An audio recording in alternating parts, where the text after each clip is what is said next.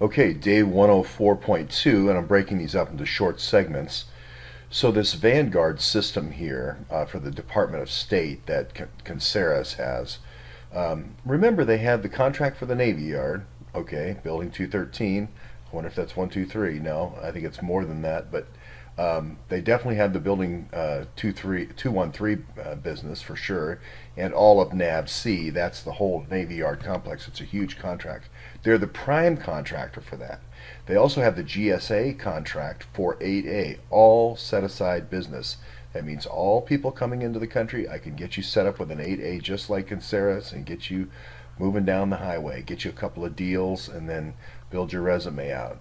The next thing is they also have the 8A contract for the Small Business Administration. This is not just the general services, but then also the Small Business Administration. I remember the SCORE program, which is the retired executive coaching program that my father-in-law was in, and the in that building is we were in that building near Judicial Watch. It's Universities for Space, right near the Bible Museum.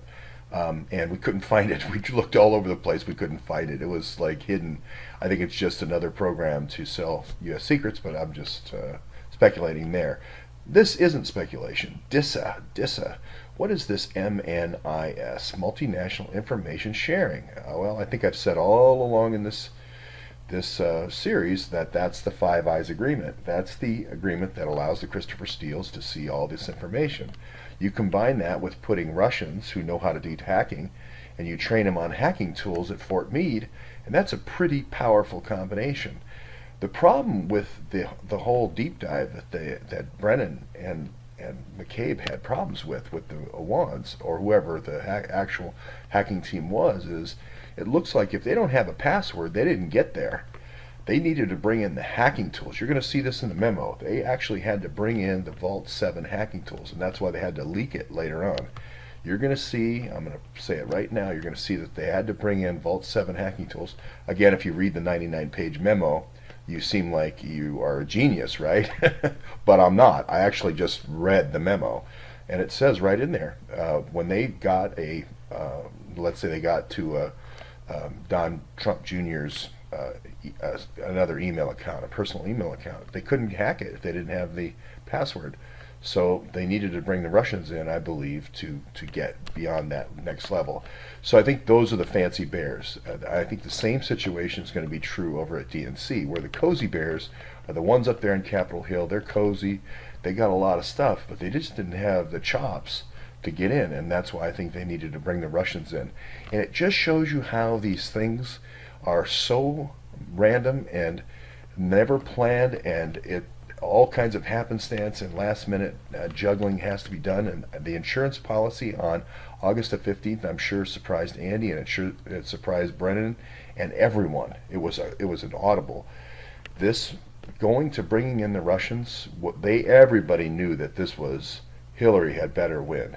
And this makes it even, the chips are even higher than when Trump becomes in the transition. They have to entrap Flynn at that point. Why do I know it's Five Eyes? Because I sat down with an SES, and she told me, and she said, hey, I report to the adjunct general, and this is the program. And I said, is that in Anacostia? And she said, yeah, it is. And I said, thank you very much. That's why I hang out down at National Harbor. So, I mean, I knew from the minute Rod Wheeler said he was at National Harbor and he wanted to meet Jason, and I knew there, I said, okay, check the map. And I checked the map, and there was G4S. I said, that's it. That's where the Swabbies are going to get hired. So, anyway, and then DHS Eagle 2, guess what that is? It's the enterprise, this company, Conceras, having all these, and they have the Navy Yard, they have GSA 8A, they have SB 8A, they have DISA, the Five Eyes program, they have DHS, the Enterprise Acquisition Gateway for all companies in DHS, all the G4S, the whole Christmas tree they've got. Okay, and you can't see it down here, but what it says is I see customers and vehicles. That's intelligence, customers, and vehicles. That's all CIA vehicles. That's all, not only CIA vehicles, it's NGA vehicles, it's NSA vehicles, all those vehicles. It's the State Department vehicles. etc.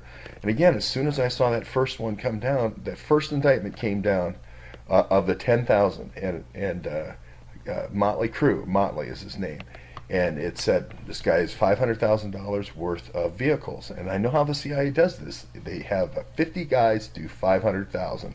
They never do a big chunk. And as soon as that one came down, they started sealing all the rest of the indictments.